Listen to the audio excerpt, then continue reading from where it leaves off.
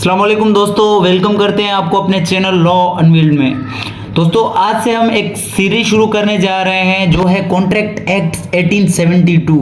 ये बड़े काम की चीज़ है और इसमें इसका लॉ में बड़ा ही एक अहम रोल है, क्योंकि बिजनेस में ये मर्चेंट्स के दरमियान जो भी कॉन्ट्रैक्ट होते हैं, जो भी मुआहदे तय होते हैं, वो कॉन्ट्रैक्ट एक्ट के तहत ही होते हैं। तो एक वकील को ये लाजमी है कि वो कॉन्ट्रैक्ट को पढ़े और कॉन्ट्रैक्ट क्या होता है, कैसे होता है, कौन से कॉन्ट्रैक्ट होते हैं, वैलिड कॉन्ट्रैक्ट कौन से होते हैं, वाइडेबल कॉन्ट्रैक्ट, वाइड कॉन्ट्रैक्ट, ये सारी कुछ पढ़ना उसके लिए लाजमी है। कॉन्ट्रैक्ट खत्म कैसे होता है, ऑफर एक्सेप्टेंस, ये चीज़ें सब कुछ पढ़ना एक वकील के लिए लाजमी होता है।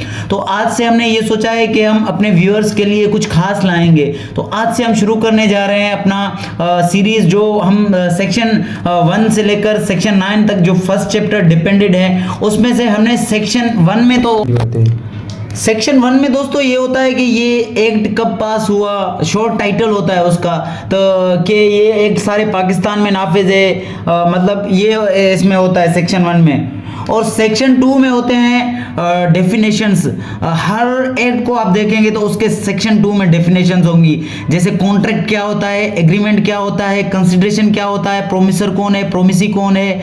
ये हमने प्रीवियस वीडियो में कॉन्ट्रैक्ट एक्ट इसी प्लेलिस्ट में पड़ी हुई है, उसमें हमने आपको बताया था वाइडेबल कॉन्ट्रैक्ट कौन से होते हैं, वाइड कॉन्ट्रैक्ट कौन से होते हैं। तो आगे चल के ये भी पढ़ेंगे इंशाल्लाह, इनके भी सेक्शन है। वाइड एग्रीमेंट्स क्या होते हैं, रेसिप्रोकल प्रोमिसेस कौन से होते हैं। तो आज से हम शुरू करेंगे चैप्टर 1 ऑफ कॉन्ट्रैक्ट एक्ट, जिसके सेक्शन है 3, 4, 5, 6, 7, 8 एंड 9। सही है दोस्तों, आज के हम लेक्चर में ये सब सेक्शंस कवर करेंगे इंशाल्लाह। तो शुरू करते हैं अपना पहला सेक्शन 3। दोस्तों हम बेयर एक्ट लैंग्वेज को पढ़कर ही समझेंगे कि ये बेयर एक्ट लैंग्वेज के क्या रही है, आसान लफ्ज़ों में उसको डिफाइन करेंगे। तो सबसे पहले सेक्शन 3 है जो कि communication, acceptance and revocation of proposals, कि कम्युनिकेशन कैसे होती है, एक्सेप्टेंस कैसे होती है, और रिवोकेशन ऑफ प्रपोजल्स मीन्स के ऑफर को रिवोक कैसे किया जाता है। तो सेक्शन 3 में बेसिकली यही चीज़ें हैं कि कम्युनिकेशन कैसे होती है, एक्सेप्टेंस। तो आगे चल के उनको डिटेल में बता रहा है सेक्शन 4 में कि कम्युनिकेशन कैसे कंप्लीट होती है, communication when complete. Section 4 of contract act है the communication of a proposal is complete when it comes to the knowledge of person to whom it is made, कि कम्युनिकेशन जब complete होती है एक proposal की, जब एक ऑफर की कम्युनिकेशन जब कंप्लीट होती है जब वो नॉलेज में आ जाए जिसके लिए वो प्रपोजल किया गया, जिसके लिए वो ऑफर किया गया। फॉर सपोज इसको हम एग्जांपल में समझते हैं कि मैंने ऑफर किया ए को कि मैं अपनी मोबाइल सेल कर रहा हूँ, फ़ोन सेल कर रहा हूँ, और ए ने ऑफ़र किया बी को। तो ये जब इसने एसएमएस के ज़रिए या इसने टीसीएस के ज़रिए या इसने मेल करके जिस भी इसने सोर्स से भेजा है बी को, जब वो बी की नॉलेज में आ जाए तो ये प्रपोजल जो है कंप्लीट हो गया, कम्युनिकेशन हो गई है इनकी, जब ये नॉलेज में आ जाए दूसरे पर्सन की जिसके लिए वो बनाया गया। और एक्सेप्टेंस का भी ऐसे ही है, जब एक्सेप्टर एक्सेप्ट करे तो वो किसकी नॉलेज में आना चाहिए, वो प्रपोजर की नॉलेज में आना चाहिए, वो एक्सेप्टेंस कंप्लीट हो जाएगा। मतलब अगर ए ने ऑफर किया बी को कि मैं अपनी फोन क्या है सेल कर रहा हूं, सोर्स को कौन सी थी, एसएमएस सोर्स थी। सही है दोस्तों, तो बी ने उसको किसी और सोर्स से रिप्लाई किया, मिसाल की बात है मेल करके उसको रिप्लाई किया, ठीक है मैंने आपका एक्सेप्टेंस कबूल कर लिया, तो ये कम्युनिकेशन पूरी हो गई। ये ऑफर की भी ऐसे ही है और एक्सेप्टेंस की भी ऐसे ही है दोस्तों। तो सेक्शन 3 में क्या था, communication of acceptance and proposals means offer and acceptance का हमने पढ़ लिया। तीसरी चीज क्या लिखी हुई थी सेक्शन 3 में, रिवोकेशन। तो रिवोकेशन कब कंप्लीट होती है, जब जिसने ऑफर की हो या जो खत्म करना चाहता हो तो वो भी कम्युनिकेट हो, वो नॉलेज में आना चाहिए जिसके अगेंस्ट वो खत्म करना चाहता है अपने ऑफर को या अपने एक्सेप्टेंस को, तो उसके नॉलेज में आना चाहिए कि वो रिवोक कर रहा है ऑफर को। तो रिवोकेशन भी मतलब खत्म भी ऐसे ही होगा, ऑफर या एक्सेप्टेंस। दोस्तों इधर इलस्ट्रेशंस भी दी हुई हैं, तो समझते हैं। A proposes by letter to sell a house to B at a certain price, the communication of proposal is complete when B receives the letter. A ने क्या किया, लेटर के जरिए बी को क्या किया, सेल किया, ऑफर किया कि मैं अपनी हाउस सेल कर रहा हूं किसी सर्टेन प्राइस में, किसी लिमिटेड प्राइस में। तो द कम्युनिकेशन तब कंप्लीट होगी जब बी वो लेटर रिसीव करेगा। इसी तरह अगर बी उसको एक्सेप्ट कर रहा है एक प्रपोजल को, तो बी भी send a letter by post, the communication of acceptance is complete. तो जब वो लेटर एक्सेप्टेंस की ए के पास वापस भेजेगा कि भाई मैंने आपका घर लेना है, तो वो जब लेटर ए के पास पहुंचेगा तब वो एक्सेप्टेंस की भी क्या होगी, कम्युनिकेशन वो कंप्लीट हो जाएगा। और रिवोकेशन का भी ऐसे ही है। सी में ए रिवोक्स हिज प्रपोजल बाय टेलीग्राम। ए ने अपना जो प्रपोजल था वो टेलीग्राम के जरिए उसको बी को भेजा। जब वो डिस्पैच हो जाएगा, जब वो बी के पास पहुंच जाएगा, जब बी वो टेलीग्राम लेटर रिसीव करेगा, तब वो रिवोकेशन भी कंप्लीट हो जाएगी। तो सेक्शन 4 ऑल अबाउट रिवोकेशन और एक्सेप्टेंस एंड ऑफर के बारे में था। एंड कम्युनिकेशन कैसे होती है उसको हमने एग्जांपल्स के जरिए समझा। तो नेक्स्ट सेक्शन है दोस्तों section 5 revocation of proposals and acceptance के बारे में है कि प्रपोजल्स कैसे खत्म होते हैं और एक्सेप्टेंस कैसे खत्म की जा सकती हैं। मींस के ऑफर कैसे खत्म हो सकता है और एक्सेप्टेंस कैसे खत्म किया जा सकता है। A proposal may be revoked at any time before the communication of its acceptance is complete as against the proposal but not afterwards. कि जब ये खत्म होगी प्रपोजल, जब एक्सेप्टेंस से पहले वो उसको लेटर भेज दे। ए ने मिसाल की बात है बी को के एक ऑफर की है, तो वो मतलब तब वो खत्म करेगा जब वो उसको लेटर के जरिए बताएगा कि मैं ये खत्म कर रहा हूं। मतलब वो ऑफर पहुंचने से पहले बी को इन्फॉर्म में लाएगा कि जो मैंने ऑफर की है आपको वो मैं खत्म कर चुका हूं। ऐसे ही एक्सेप्टेंस भी ऐसे ही मतलब वो होती है, खत्म होती है, रिवोक होती है जब वो एक्सेप्टेंस का लेटर या एक्सेप्टेंस का कन्वीनियंस जो सोर्स उसने भेजा था वो उसको पहुंचने से पहले वो रिवोकेशन का मैसेज अगर उसको रिसीव हो जाए तो रिवोकेशन होती है। तो इसको इलस्ट्रेशंस के जरिए समझते हैं। A proposes by letters sent by post to sell his house to B. B accepts the proposal by a letter sent by post. A may revoke his proposal at any time before the moment where B post his letter of acceptance but not afterwards. कि A किसी भी वक्त उसको खत्म कर सकता है जबकि उसके पास एक्सेप्टेंस का लेटर ना आ जाए। मतलब वो ए ने अगर किसी को ऑफर की है तो वो उसको किसी भी टाइम खत्म कर सकता है उसके लेटर रिसीव होने से पहले जिसको उसने ऑफर की है।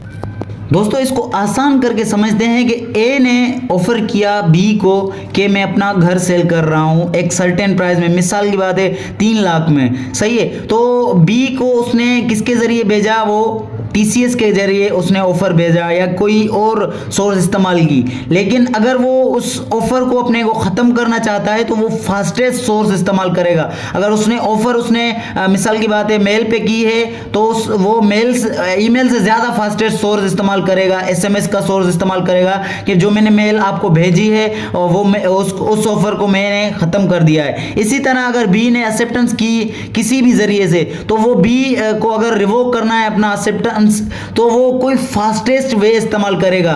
मतलब उसका एक्सेप्टेंस ए से ए तक पहुंचने से पहले उसको उसके इल्म में आना चाहिए कि बी एक्सेप्टेंस नहीं कर रहा, बी इस ऑफर में नहीं आना चाहता। तो ये था section 5।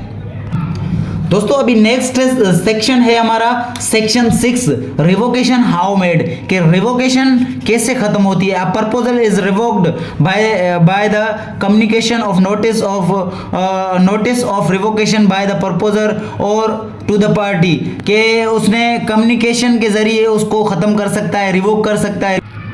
Communication of notice of revocation के, वो उसको नोटिस देगा रिवोकेशन का कि मैं ये ऑफर जो है अपना ख़त्म कर रहा हूँ। इसी तरह बी भी अगर जो पार्टी एक्सेप्ट कर रहा है वो भी नोटिस देकर ही ख़त्म करेगा। पहला तरीका ये है। दूसरा है lapse of time prescribed in such proposal, के उसने टाइम लैप्स कर दिया कि ए ने ऑफर किया बी को कि मैं अपना हाउस सेल कर रहा हूं आपको, ए ने ऑफर की बी को हाउस सेल करने की, तो उसने एक शर्त रखी थी उस ऑफर में कि अगर आप मुझे 3 दिन के अंदर अंदर रिप्लाई करेंगे तो मैं आपको सेल करूंगा, तो आप मुझे मेरे ऑफर में उसमें कॉन्ट्रैक्ट में आ जाएंगे। लेकिन ए बी जो है 3 दिन के बाद अगर रिप्लाई करे तो वो जो है कम्युनिकेशन, वो जो ऑफर होगी वो रिवोक कर जाएगी, क्योंकि इसने लिमिटेशन रखी थी 3 दिन की। 3 दिन की लिमिटेशन के बाद वो अगर बी उसको रिप्लाई करेगा तो वो ऑटोमेटिक खत्म हो जाएगा, रिवोक कर जाएगा उसका ऑफर। तीसरी जो है फुलफिलमेंट ऑफ कंडीशन, और तीसरा तरीका कौन सा होता है रिवोक करने का? टू फुलफिल अ कंडीशन, कि जैसे अगर ए ऑफर करता है बी को कि मैं तुम्हें अपनी प्रॉपर्टी सेल करना चाहता हूँ 80,000 में मैं आपको सेल करना चाहता हूँ, आप या तो पैसे मुझे 4 इंस्टॉलमेंट में दोगे या तो आप मुझे एक ही इंस्टॉलमेंट में दोगे। तो अगर बी वो टर्म्स एंड कंडीशंस को नहीं मानता तो वो ऑफर भी डायरेक्टली रिवोक कर जाएगा, ख़त्म हो जाएगा। इसी तरह चौथा कौन सा तरीका है ऑफर रिवोक होने का? चौथी कौन सी बात है कि डेथ और इंसेनिटी ऑफ प्रपोजर, कि अगर जो प्रपोजर है उसकी डेथ हो जाती है या वो पागल हो जाता है, इंसेन हो जाता है, तो उसी तरह वो ऑफर भी रिवोक कर जाएगी। तो सेक्शन 6 ऑल अबाउट रिवोकेशन के ऊपर था कि रिवोकेशन कैसे होती है। अब सेक्शन 7 दोस्तों, एक्सेप्टेंस मस्ट बी एब्सोल्यूट, कि in order to convert a proposal into promise the acceptance, proposal को प्रोमिसेस में बदलने के लिए क्या लाजमी है? पहली बात है कि एब्सोल्यूट होना चाहिए, जो ऑफर है वो एब्सोल्यूट होना चाहिए। एब्सोल्यूट का मतलब ये है कि दोस्तों easy to understand, clear words में होना चाहिए, कि आप अगर किसी को भी ऑफर करें तो वो ऑफर क्लियर वर्ड्स में होना चाहिए, कि जिसको ऑफर कर रहे हैं उसको एटलीस्ट समझ आ जाए, तो वो समझा जाएगा एब्सोल्यूट। और उसके बाद है अनक्वालिफाइड, कि वो आप जिस चीज़ की भी ऑफर कर रहे हैं तो वो उसको जो भी यूज़ करे तो उसकी मर्जी। आप किसी को कार सेल करने का ऑफर कर रहे हैं तो वो उसकी मर्जी है कि कार को जैसे भी चलाए, अगर वो उसको टैक्सी करके चला रहा है तो उसकी मर्जी है, अगर वो उसको फैमिली के यूज़ में करना चाह रहा है तो वो भी उसकी मर्जी है, मतलब वो अनक्वालिफाइड कहलाएगी। और क्वालिफाइड ये कहलाएगी कि आप किसी को ऑफर कर रहे हैं कार की कि भाई मैं आपको अपनी अल्टो सेल कर रहा हूँ कि आप इसको टैक्सी करके चलाएंगे, इन ड्राइव पे चलाएंगे, तो ये क्या कहलाएगी? क्वालिफाइड कहलाएगी। अनक्वालिफाइड ऐसे है कि उसकी मर्जी हो, जो ले रहा है वो जैसे भी चलाए उसकी मर्जी है। और दूसरी बात क्या लिखी है इसमें बैरेट लैंग्वेज में, कि वो जो ऑफर है, मैं आपको इसका समरी बता रहा हूँ, आसान लफ्ज़ में समझा रहा हूँ, कि वो जो ऑफर कर रहा है अगर वो ये नहीं लिख रहा कि मैंने आपको फैक्स के ज़रिए मैंने आपको ऑफ़र किए तो आप भी मुझे फैक्स के ज़रिए रिप्लाई करें एक्सेप्टेंस का, तो अगर वो ऐसे नहीं लिख रहा, तो अगर वो एसएमएस के ज़रिए कर रहा है आपको ऑफ़र, आप उसको किसी भी सोर्स के ज़रिए आप उसको रिप्लाई कर सकते हैं। अगर उसने शर्त ये नहीं रखी कि आपने मुझे एसएमएस के ज़रिए ही रिप्लाई करना है, मतलब जिस भी सोर्स से आप उसको, जिस भी कन्वीनियंस से आप उसको रिप्लाई करें तो वो उसके एटलीस्ट उसके कम्युनिकेशन में आ जाए, नॉलेज में आ जाए, तो वो एक्सेप्टेंस बहुत ही है। इन शॉर्ट के ए ने अगर बी को ऑफर की एसएमएस के ज़रिए ए ने बी को ऑफर की अपने कार सेल करने की, तो उसने ये नहीं लिखा कि आप मुझे एसएमएस के ज़रिए ही एक्सेप्टेंस का रिप्लाई करेंगे। अब वो बी की मर्जी है, अगर वो डायरेक्टली आकर ए से मिले तो भी वो एक्सेप्ट कर सकता है, अगर वो उसको ईमेल के ज़रिए भेजे, अगर वो उसको व्हाट्सएप पे कॉल करके एक्सेप्टेंस शो करे अपनी, अगर वो उसको मैसेंजर के ज़रिए रिप्लाई करे, तो मतलब उसकी मर्जी है। ऑल अबाउट से सेक्शन 7 में ये था। और ए भी जो है वो बोल सकता है कि अगर किसी ने भी ऑफर किए तो वो कह सकता है कि अगर मैंने एसएमएस के जरिए किया है तो मुझे रिप्लाई भी एसएमएस के जरिए ही चाहिए, तो फिर बी को भी उसी सोर्स के जरिए उसको रिप्लाई करना चाहिए था। तो दोस्तों सेक्शन 7 में ये 3 चीजें थी कि एब्सोल्यूट होना चाहिए, अनक्वालिफाइड होना चाहिए, और तीसरी बात जो हमने समझी कि जिस सोर्स से उसने रिप्लाई किया प्रिस्क्राइब्ड मैनर होना चाहिए, कि जिस सोर्स से वो अगर ऑफरर कह रहा है कि मुझे रिप्लाई चाहिए तो वो उसी सोर्स से चाहिए, नहीं तो एक्सेप्टर की मर्जी, अगर वो नहीं चाह रहा तो वो एक्सेप्टर की मर्जी है, जिस भी सोर्स से एक्सेप्ट करे। आगे है section 8 acceptance bye performance of conditions और रिसीविंग कंसीडरेशन। दोस्तों इसको हम आसान लैंग्वेज में समझते हैं सेक्शन 8 को, एक्सेप्टेंस बाय परफॉर्मिंग कंडीशंस और रिसीविंग कंसीडरेशंस।